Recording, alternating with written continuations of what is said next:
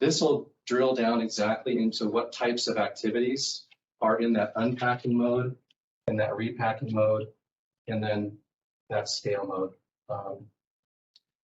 But in a nutshell, you've got your virtual team. You're doing a quick online assessment. So you're seeing how is the website, the LinkedIn, the various aspects of the business perceived by a non-company person. So an outsider like us, or we'll talk to some people and have them review those. You're building out your target lists and your personas. What are the key discovery questions that you need to have answered? And you're picking 10 friendly targets, people that are in exactly the roles that you're looking for in the right companies. I'm a believer in using affinity networks. This is a good way of collecting information in a way that's trusted, as someone who will tell you what they really think. Then you can use that with some cold outreach examples.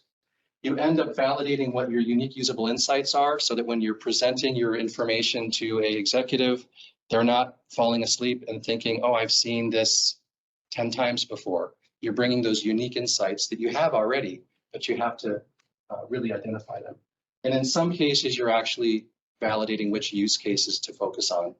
You know, that's a little bit not as common, because by the time you've gotten to where you guys are now, you kind of know what you do.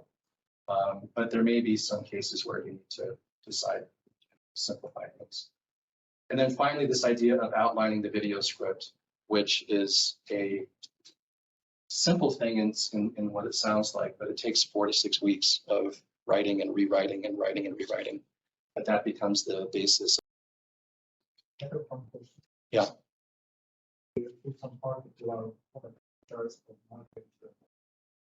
Okay, yeah, good question. So let me just forward here a little bit. When it comes to the inbound versus outbound question,